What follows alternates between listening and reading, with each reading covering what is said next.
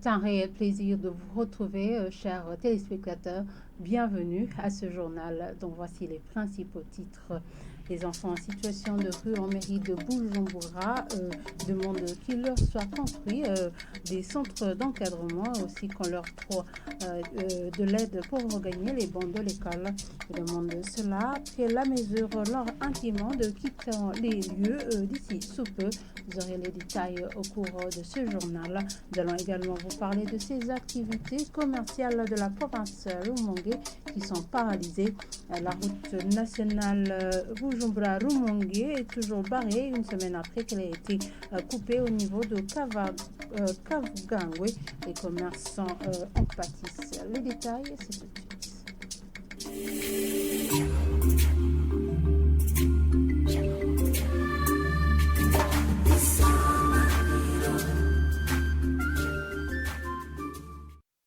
Encore une fois, bienvenue, chers téléspectateurs, à ce journal. La route nationale numéro 3, Rumongue-Bujumbura, est toujours barrée une semaine après qu'elle ait été coupée au niveau de Kavugangwe, en commune Muhuta.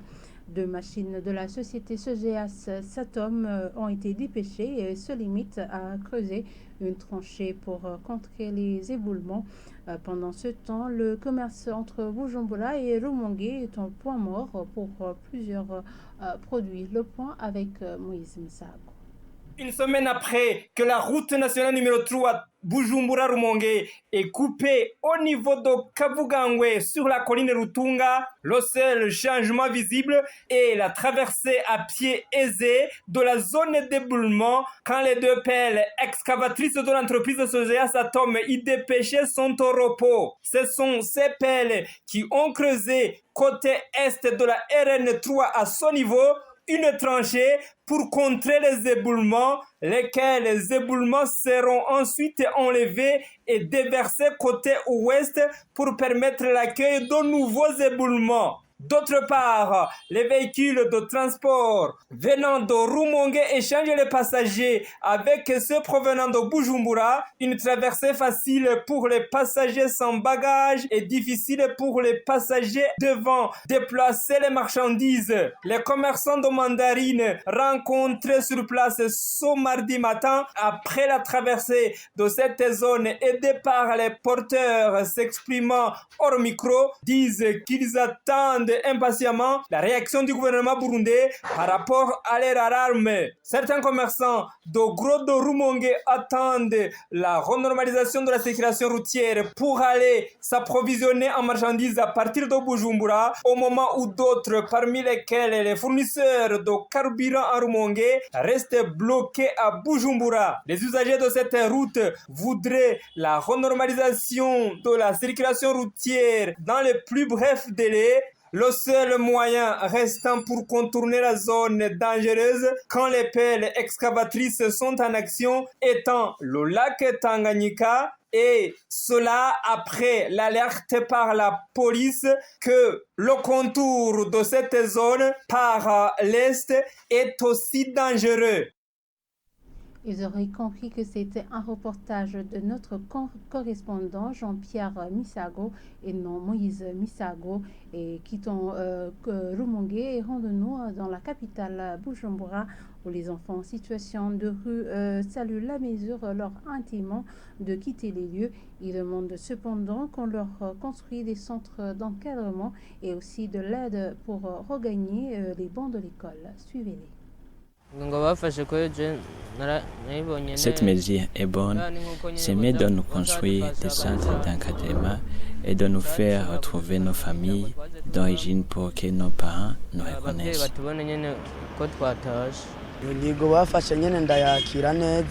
Je suis satisfait de cette mesure car j'ai voulu rentrer mais j'ai manqué de moyens. Je suis fier de cette mesure. Pour moi, qu'on nous réunisse dans un centre d'encadrement, parce qu'il existe ceux qui n'ont pas leur famille, ce que je demande, c'est de m'aider à retrouver ma famille et qu'on me ramène à l'école, parce que j'ai manqué de moyens.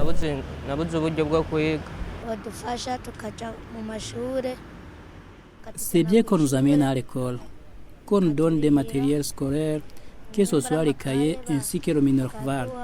Moi, je demande au gouvernement qu'il nous faut retourner tous à l'école. Il y aura plus d'enfants dans la rue.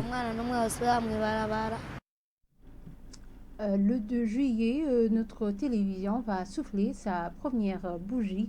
À quelques jours de cette célébration, la rédaction a recueilli quelques avis de certains téléspectateurs par rapport aux émissions et informations diffusées sur notre chaîne. L'administrateur de la commune Mukaza est la première personne à s'exprimer pour cette occasion. Suivez-le. Isanganiro a ouvert ses portes il y a bientôt une année.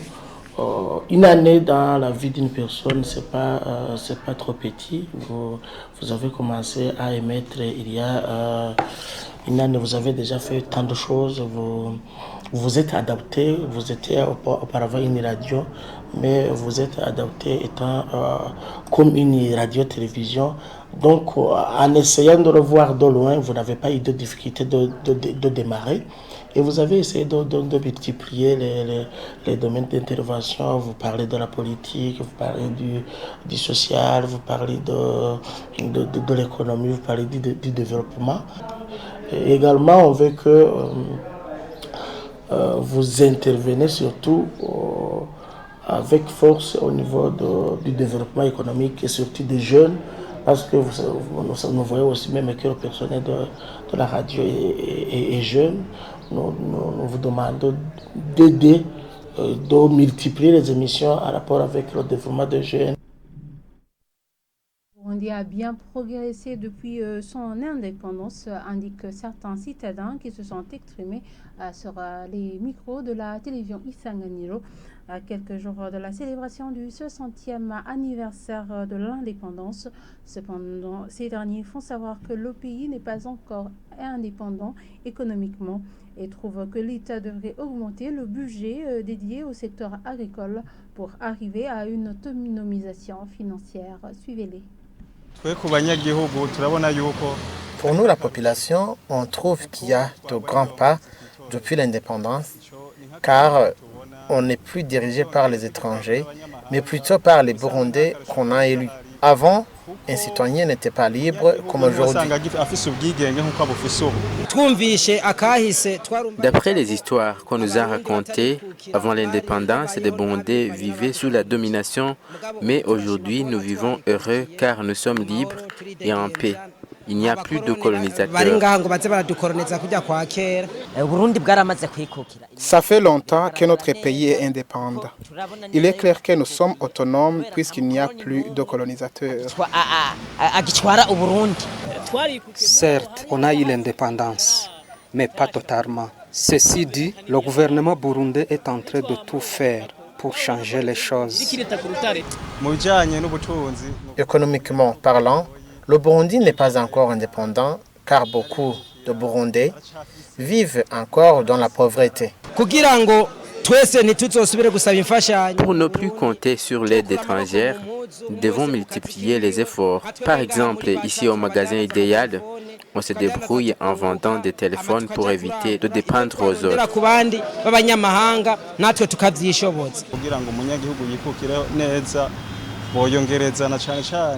Selon moi, le domaine agricole doit être prioritaire afin de permettre au Burundi une autonomisation complète. Clôturons ce journal par cette page de la coopération. Le Burundi est engagé à prendre part à la force régionale pour stabiliser l'Est de la République démocratique du Congo, une région au service des groupes terroristes selon le ministre burundais des Affaires étrangères Albert Shingiro.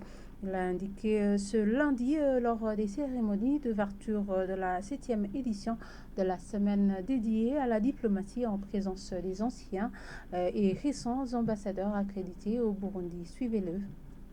Le Burundi est fier d'entretenir des relations cordiales, d'amitié et de coopération avec les pays de la région des Grands Lacs africains. Il s'agit, comme vous le savez, d'une région où l'on observe fréquemment de nouveaux rebondissements, les uns les plus dramatiques que les autres, comme les récentes attaques terroristes par les forces négatives dans la région est de la RDC un pays frère et voisin. Nous condamnons énergiquement ces attaques ainsi que les guerres par procuration qui se multiplient de plus en plus dans notre région et sur le continent africain. Nous sommes convaincus au Burundi que ces défis ne peuvent trouver de solution que par la voie du dialogue, de la coopération et de la concertation. C'est une voie incontournable pour une paix et une sécurité durable, tant souhaitée dans notre sous-région. C'est à cet effet que le gouvernement du Burundi soutient entièrement et pleinement les recommandations issues du deuxième conclave régional des chefs d'État à Nairobi, surtout la région est de la RDC, et encourage les mises en œuvre intégrales. Comme vous le savez, le conclave régional de Nairobi a prévu la constitution d'une force régionale commune dans le cadre de l'EAC, la communauté est-africaine, pour lutter contre les groupes armés et les groupes terroristes qui pilulent dans l'est de la RDC au cas où ils n'accepteraient pas de participer inconditionnellement aux consultations politiques en RDC et de déposer les armes sans condition et retourner dans leur pays d'origine. Et pris de paix et de sécurité, le Burundi prendra part tout naturellement à cette force régionale dont le but ultime est de pacifier, stabiliser cette région qui a tant souffert. Et voilà, c'est ici que nous clôturons ce journal. Merci de nous avoir suivis et très bonne suite de programmes sur la télévision Isanganiro.